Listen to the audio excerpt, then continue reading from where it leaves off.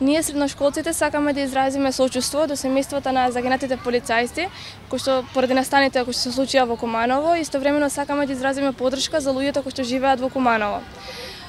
Денеска средношколците го повикаа министерот Адемир да се симне во нашиот камп за да дојде на посети и да повторно разговараме за средбите кои што всушност требаше да се одржат, бидејќи дефинитивно не беше постигнат компромис.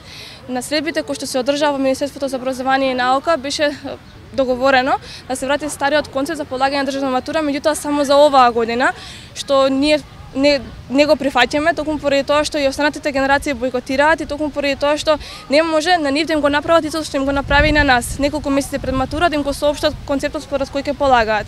Исто така екстерното тестирање воопшто не беше земено во предвид и тие излегоа со изјава дека е постигнат компромис, а иако самите потоа изјавија дека екстерното тестирање има грешки, односно дека има недостатоци кои што треба да се поправаат.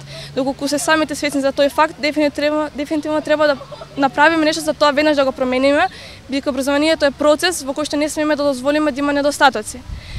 И токму поради тоа ние остануваме тука, продолжуваме со бојкотот на наставата и остануваме на нашиот камп, иако дефинитивно во државата се случуваат некои одредени настани кои што загрозуваат безбедноста воопшто на целиот народ и тука на нас и токму поради тоа апелираме до Министерството за образование и наука дефинитивно да реагира, да не дозволува ние самите тука да остануваме, бидејќи нашиот став е дециден.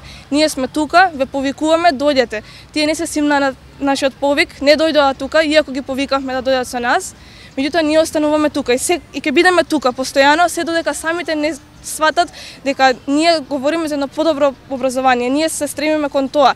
И тука ни е заедничката точка. Треба заедно да го постигнеме тоа и заедно да се стремиме кон едно подобро образование, а не со игнорантски однос и не на овој начин на кој што тие се однесуваат кон нас.